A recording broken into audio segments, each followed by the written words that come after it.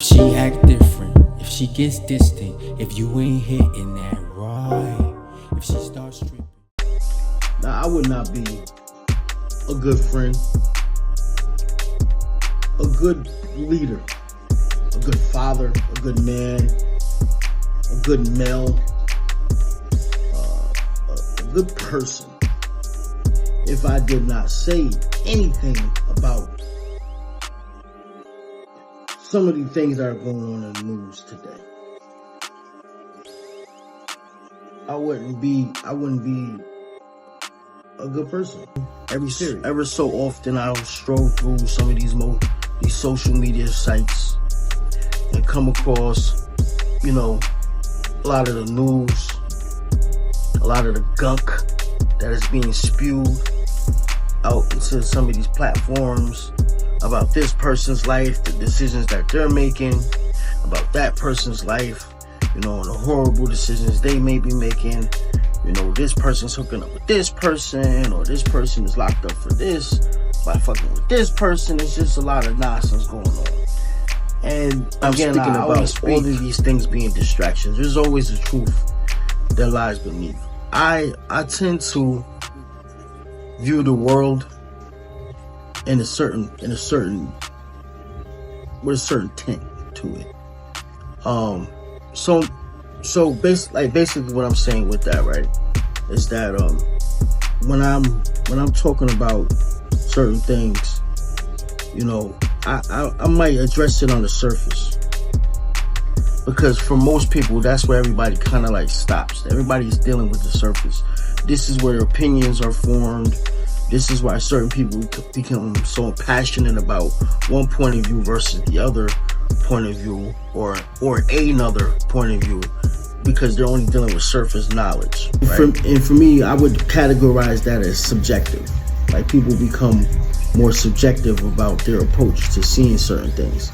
That's the surface knowledge. What you're being fed is what you believe. You're being led by the media, right? You're being led by what you're told, and you give such respect to these social media sites or these news broadcasters because of their positions, their roles. They come with titles. This is the newscaster, or this is this famous person who he's famous. He's making a lot of money. He wouldn't be in this position unless the things he's saying is true. I mean, obviously we're not gullible to just believe anything, but a lot of times people do believe just anything because of who it's coming from or who they are, like what their status is, how much clout they have. So with all that being said, I'm not one of those people. I take a more objective approach to things. I like to step back and look at things, and I'm always about finding what lies beneath. And so I call, even with my music, I approach my music that way. I create and formulate my music that way.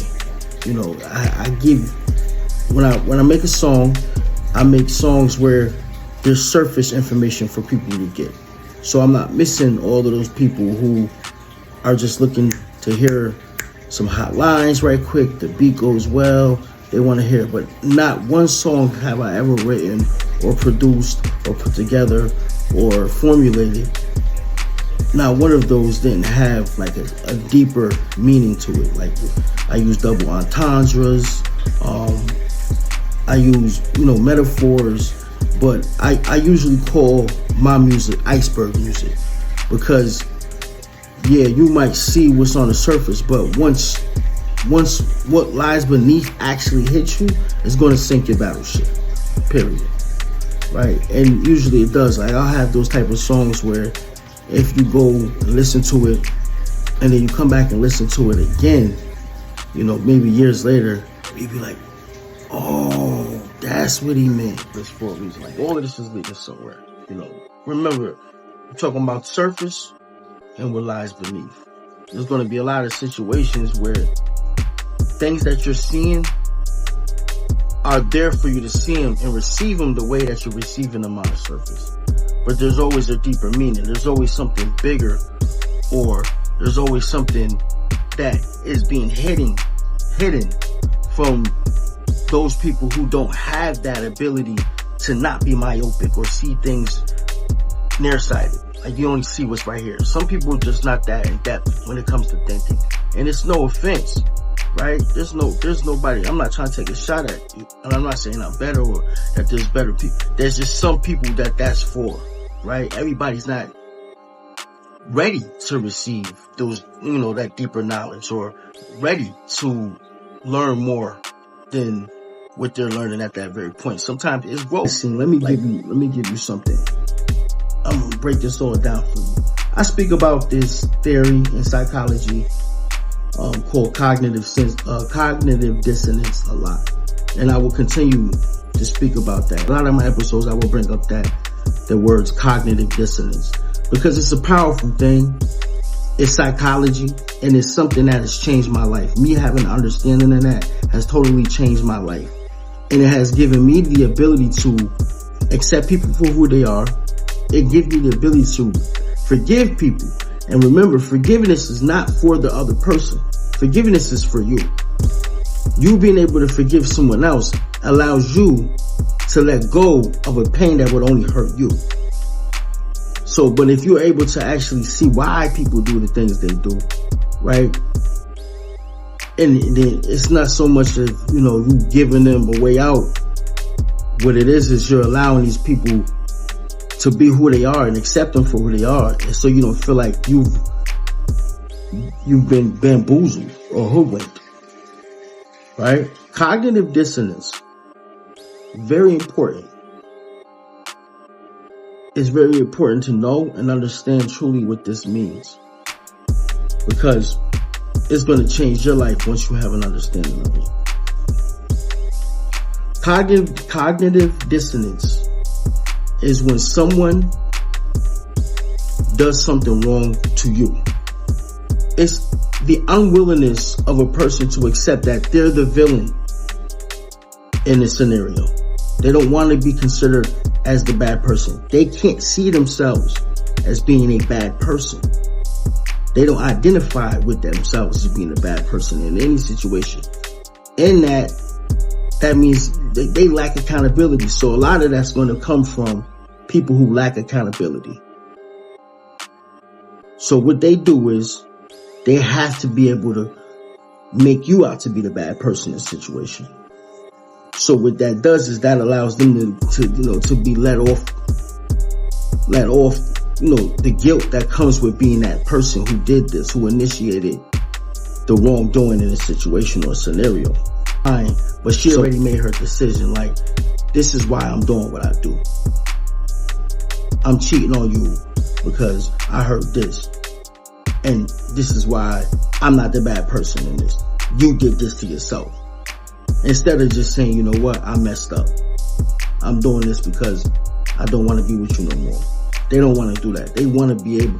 And on top of that, a lot of people who do this, they need to be able to hold on to that trauma, or just sometimes it's self-inflicted trauma or a story where they're the victim. So when they go on to the next person that they're going to deal with, and they're trying to tell them about their past and how the last 5 guys weren't anything to them, or, they weren't good to them, so that this other person could come and save them.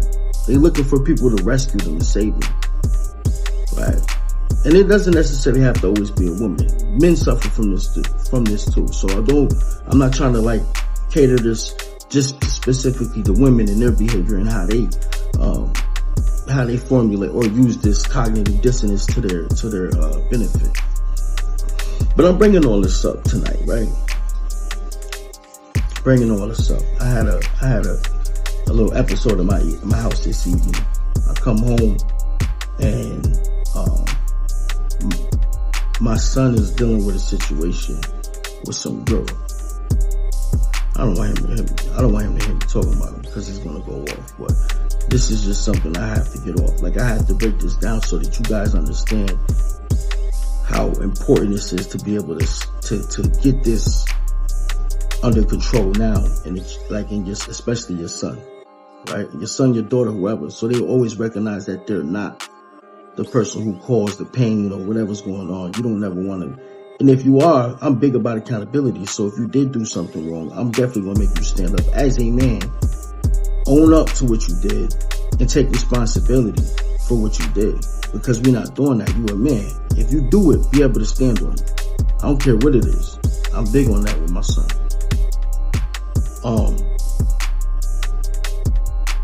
So some girl he was talking to, it came to my attention that from my other son that the girl had been trying to part ways with him, my older son.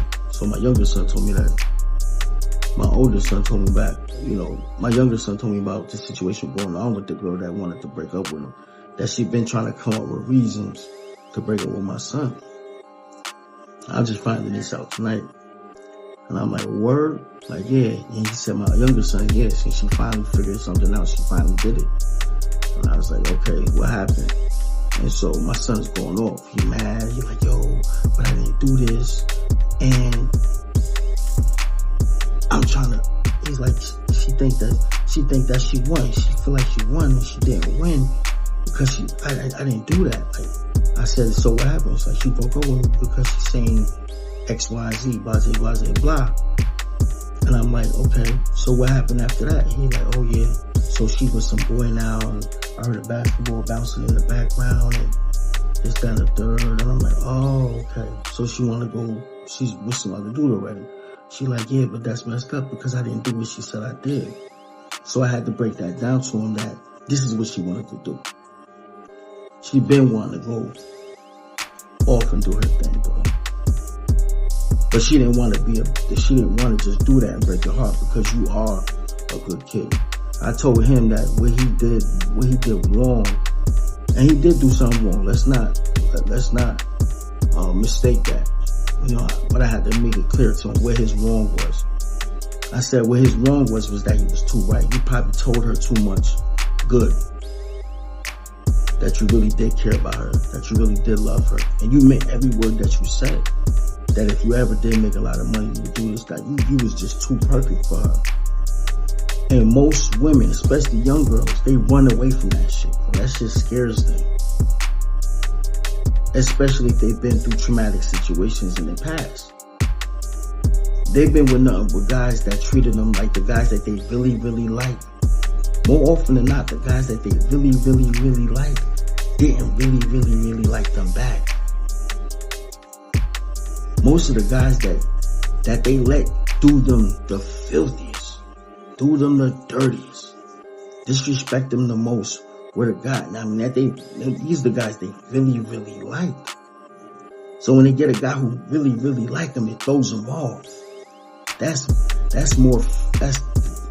most fearful thing that they'll ever experience, more often than not. Because it's two things, right? First thing you're thinking like, damn, this nigga is so deceptive. I never had nobody tell me this, and actually, I feel like I really believe this guy, right? Then secondly, they thinking, damn, I might have actually found my forever. And am I ready for that though? Because it's a lot. Now you found the perfect guy. What are you gonna do with it? A lot of women suffer from that. They don't want to accept that. They don't want to accept that they find a good guy, the one that they really want, that's going to do everything for them. They're going to find something wrong. Yeah, they're going to find something wrong because they're not ready.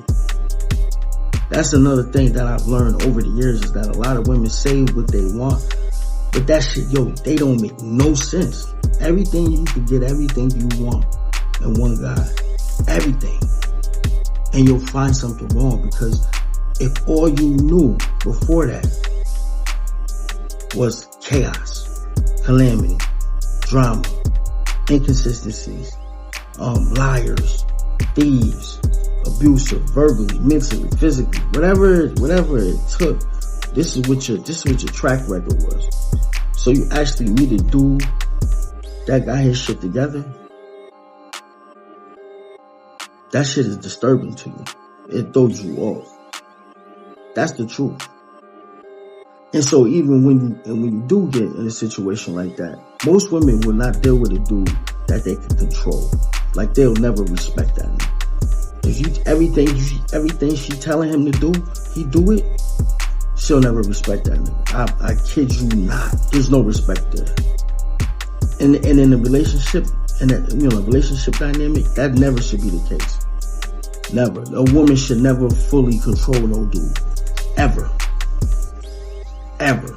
No relationship. None. I stand on that. Like, at all. Now, does that mean that he should control her? No. Am I going to throw a percentage on it, 50-50? No. It just should never be that a woman should never control the nigga completely. Ever. Never. That's the wrong type of power dynamic in a relationship. Ever.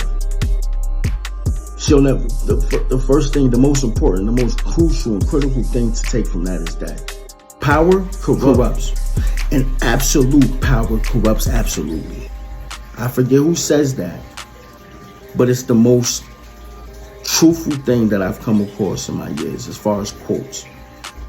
And a woman being in control of a man is absolute crazy. So what's making me bring this up? Aside from the situation going on with my son, I had to break that whole thing down to him. I had to break that whole thing down to him. After he was like, yo, he just wanted his integrity to be intact after a while. She feel like she won. I don't want her to think that I did any of this, that, and the third. I'm like, yo, bro, not for nothing. You won. You won because you dodged the bullet. He cold. She belongs to the streets. I said, she's showing you what she want to do. She's showing you that. Immediately, she's showing you that. Be happy that happened. Be happy that that's where you at. That you walked away scot-free from that situation, bro. You didn't lose anything. Only thing you might lose some sleep because your heart hurting and all of that. I get it. You look like you about to cry. I'm like, oh, my man. But I was upset because I know what it's like. I've had my heart broken before. I know exactly what that shit feels like. And I want to give a shout out to all the women who did break my heart. I don't want to say your name. I'm not going to do that because it's, we were kids. I was a kid. But every chick that broke my heart only made me stronger, only made me better. The Bible says to guard your heart, for it's the wellspring of life. I believe that 100% as well. Once a person truly gets your heart, everything else is sure to follow. So you have to guard it and cannot mishandle it with a person who's not handling their own heart. You know what I'm saying? You can't trust a person to love you that don't love themselves at the same level or better, right? And you gotta know a person's traumas, what they've been through. A lot of times when you're dealing with women, you're gonna hear the one true version where they always did the right thing in every situation. Sometimes you'll meet women like that. Sometimes I ain't gonna say it's very rare. It's rare that you'll meet a woman who's gonna tell you all the fucked up shit she did in a relationship before you, and actually take the blame as to why the relationship didn't work. More often than not, in my experience, in my personal experience, it's always some shit that this nigga did or he wasn't doing, boo boo. And I'm always skeptical of that. I give it time. I give it time for the person to show that I really want to talk about the situation with this kid, Travis Hunter. I'm not this guy. I'm not this guy that's going to talk about what's going on in the media. I'm not trying to gain followers or none of that weird shit. I'm not trying to speak about what the most popular story is, but this shit actually hit home for me. Like, this whole situation with this kid. And I'm not even trying to reach him. I don't give a fuck if anything I ever say about Travis Hunter. Thank you, baby. I don't give a fuck if anything I ever say about Travis Hunter ever. I don't give a fuck. I don't give a fuck. I don't care.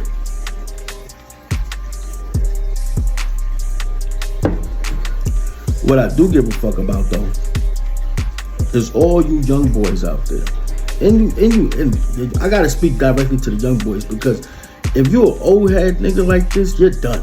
You're shot already. There's no help. There's no help. There's no saving you. I mean, I'm gonna say this shit, and if you could take something from it too, God bless your heart. But change happens at the speed of the decision, at the speed of the choice that you make. And if you ain't make those choices yesterday, and you ain't planning on making them today, bro, I don't know. Tomorrow's not looking too good for you. So let me break this shit down for you people, you women out there, who's defending homegirl, who's making it seem like everybody that's coming for her has hatred and malice in their heart, and they don't want that girl to be happy, or they don't want him to be happy, or they just... Here's the thing, right? There's a lot of people who's only, even on the surface, this is why I'm speaking about the iceberg shit, because even on the surface, it looks bleak. Even on the surface, people who only receives information from the surface level, who can only be subjective, they still see that the situation is bleak. But me, right? Me, I'm more introspective. You know what I'm saying? I had that critical thinking factor going on here. I can see what lies beneath, right? I'm going to break this shit down to you guys from a psychological standpoint as to why him marrying this woman is a horrible decision. I'm going to break this shit down where you cannot dispute the facts. And there's only one truth. There's many lies, but a fact is a fact. So real quick, I'm gonna end this shit off. I'm gonna just tell you about what the fuck is going on. And I'm done with this. This is the last time I'm gonna talk about this shit. We're gonna get up out of here. Travis Hunter just won a Heisman Trophy. He's playing for Colorado Buffaloes or some shit like that. I think he's with Deion Sanders. I don't know. I don't even know this kid. I don't know. I don't watch college football, none of that shit. None of that. So this shit kind of like is on every feed I'm on. I mean, everybody going at this kid. You know, there's some other shit I'm probably gonna talk about with Cardi B soon, but tonight I'm just gonna address this shit. So why is it a bad decision for him to marry this girl? Why is it a bad decision for him to even be with her? Okay, so aside from the fact that, you know, people do have the propensity to take things out of context. There's a few incidents that took place where in like 7-second increments of her doing something that people didn't like, they made they drew a whole narrative behind it. You know, there was a time when he was receiving the Heisman, you know, and you know, Travis is coming back to the family to be embraced by everybody. You know, Deion got up, his mom got up, whatever, they were hugging. And then Deion reached behind Travis's mom to tap his soon-to-be wife on the shoulder, like, yo, get up and hug him, get your man, what have you. And so she did, and then she sat right back down. So let me clear that one first. First and foremost, there's a lot of things to consider in that one situation. First and foremost, this is her first time here. This is me coming to her defense. This is her first time. She don't know none of this shit. She never been on this level. She never been with a man with so much value that everybody's there to give her an award. You know, she never been with a dude on this level. She never been with a dude on this level. Period. Like, she don't know, like, do I get up? I don't know. I don't want to do anything out of, like, there's a lot going on in her mind. And in that split second, there's a lot going on. Now, looking from Deion's perspective, he just went through a divorce with a chick that he probably feel like all chicks is ungrateful. So he's already have his angle where he's like, yo, see, if I had paid attention to these signs from the beginning, yo, get up. You know what I mean? You don't know where he was coming from with him trying to be forceful. He ain't have to make it that hot. He ain't have to do all of that. So that was a really situation, a sketchy situation for all parties involved outside of Travis to be involved in, to really actually see that shit from so many angles, that so much happened in a split second, right? You got to consider all that. But most people, surface people, all y'all seen was that. Homeboy hit her, made her get up, made her look like you don't know what the fuck they was doing with. So no, I can't dig that. That's not an automatic ground for dismissal. That just don't work for me. I'm a thinker. I'm not one of you motherfuckers. I'm always looking for everything, every angle. So there's that. Now they done had a few interviews that made me start seeing shit a different way though. the whole part of him not being, there's the part where she did every where she like, well, he wasn't my type. That should have never been said. That shit, I'm glad she said it though, because now I know that shit. That's a dub for me right there. Ooh, but I'm old. I'm scorned. I'll never let somebody break my heart. Like, there's certain shit you could say in the beginning that like I'm done with you from the beginning. That's just me though. Travis is very young, and I don't mean just in age. Here, like, there's too much immaturity, but he's supposed to be. He's 20 something or 21. He's young. He's still young. Like, he's still a kid to me.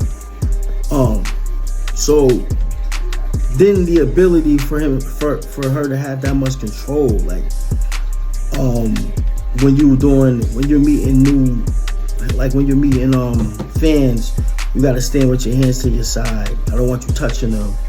I think she made a comment at the signing for when he went to, he got his contract with Adidas. I think she made a comment like, yo, am I supposed to just sit here? I don't know how that was said. I don't know the context of how she said it. Was she saying that, what the inflections of her voice was? Was it like, babe, am I supposed to just sit here like that? Or, yo, what am I, like, I don't know how that was said. So again, that could be taken out of context. Like, you don't know what happened with that. I mean, by seeing it, that right there is a win and a loss, because when I actually seen it, it seemed like she said that once the fan that was standing next to Travis started walking in her, like, to get past them, to go where she was going. I think she said that to kind of let, this is me digging, this is me reaching. I think she said that in a way to, like, let homegirl know, you could never have it. This is I control this situation. That's me though. And I looked at it as a sign of possessiveness. That's just me though. You know what I mean? There's I don't want to throw or add more fuel to the flame, but that's just how I view that. But I will end this off with this, because I really don't want to go beyond with this. With the situation with Travis and homegirl, this is why I think that him marrying her and being with her, in the long run, could be such a detriment. She's coming in and she's putting all these rules. She's putting in play all these rules. You can't do this, you can't do that, you can't go through phones, you can't have no friends that's girls, I can't have no friends that's guys, I can't do this, that, and the third. Which means she's putting all this shit on him that she didn't put on the last few niggas. In fact, I guarantee you, dollar to dollar, bro, that the last few dudes she was with dogged her out, did what they want with her. They could do what they want, and they had to do the bare minimum. I'm talking about these niggas was, I ain't gonna say they was bums, but they really didn't have to do much. She was just so happy to be around them because of their energy. She has a type, and these motherfuckers, she like niggas that don't have respect for her in the beginning because she thought that was cool. Toxicity is a thing that people become addicted to. They think that that's cool. And this is a social construct though, especially when it comes to the younger women, right? If you're too nice, it's not gonna work, right? She actually found the dude, and the only reason, this is me, the only reason this nigga got the time of day was because of who he is. That's when it becomes dangerous. She wanted a good guy. That's what she tell herself, but she's used to these fuckboys. And so now that she got a good guy, I gotta make sure you stay in this lane, because I'm not getting duped again. I'm not getting hurt again. You're gonna do this. But because you put all this in place, right, it also shows that there's still scorn. You're still burning from your last turn, right? If this nigga does, it's like the situation going on with Young Thug. If you say anything wrong, if you do your ass is going back to jail. She's gonna take you for everything. So you making that level of commitment to her, right? Before you actually get into the thick of things with her for real, without getting a prenup signed, nah, bro, nah. She's showing you her trauma. She's showing you what the fuck she went through. Everything that she's telling you that you can't do with her is the shit that she let happen to her before. She's bringing that, and that's crazy. That's crazy, bro. And it's only, and then the more that you, and here's the thing, this is why I said women don't respect niggas that they can control. The more you allow her to get away with, the more she's gonna push it. Then once she has that child by you, if y'all have a child, oh my God. Yo, that shit is gonna be the biggest pawn to ever hit a chessboard ever, bro. You're not even dope. You have no, and she has that experience. She might not have that experience in the world, but she has that experience in pain. And I guarantee you, dollar for dollar, that she got a whole bunch of other chicks around her that was around that same type of time. And they, listen, brother, I'm not coming at you. I wouldn't come at you from these angles that these niggas is coming at you from. You still like he's saying a lot of child shit. You ain't never had no girl. Worry about your own girl. You sound like a kid though. I don't give a fuck about you or shorty. I don't give a fuck. I'm just going to tell you the angle that I see that you might not see or you don't care about. Maybe you want to go through some shit. But I guarantee you this. Nigga, if you marry this chick, bro. If you marry this chick, bro. You gotta have a child. She, at that point, she might fall in love with you. It's not there yet. Guaranteed. I promise you it's not. Maybe it's only there when you hitting the reset button. You better be hitting the reset button because that's a whole nother thing to talk about. If not, nigga, it's over anyway. But the child, having a child does give a sense of bonding. The pair bonding that she probably diminished by sleeping with so many people or sleeping with several people, period. There's a whole chemical thing going on with that. When you have sex every time, there's a women release a parabonding chemical that makes them attached to whomever it is that they're having intercourse with. If they're doing that with so many men, they start to lose that ability to parabond. So having a child kind of restores a little bit of that. So she might get some of that back and she actually might fall in love with you, but it still doesn't take away from the traumas and the past relationship and all the pain that she's been through. If you ever cross her, bro, so you could be with her, have a kid with her and all that. I'm telling you right now, if you ever cross her, bro, you're done. I kid you not, you're done. You already gave her a way out. You already gave her a way out by being with her and marrying her. If you do this, you're gonna give her a way out and you're gonna pay for it. Free room and board. I guarantee it. And that's it. That's all I got to say to this whole situation. That's it. I wish you the best of luck. I'm literally gonna pray for you tonight. But I wish you the best of luck. If you ever, I wish you, listen, I don't give a fuck about nobody else's advice. This shit is coming from psychology. This is a psychology breakdown of as to what the fuck is going on. So never see yourself as the villain. There's a lack of accountability, PTSD, the sociopathic view of shit where a person could just do some shit and not have no feelings attached to it. Her wanting to be in control. Like my nigga, she's controlling all your moves to fit her. So you don't hurt her. What about you? Like all I'm hearing is shit that girls would do, bro. And you going on one. This is the goofy shit that be having me like, yo, why the fuck is you? But it is what it is, bro. I wish you the best of luck. God loves you. I love you. And I see you around, bro.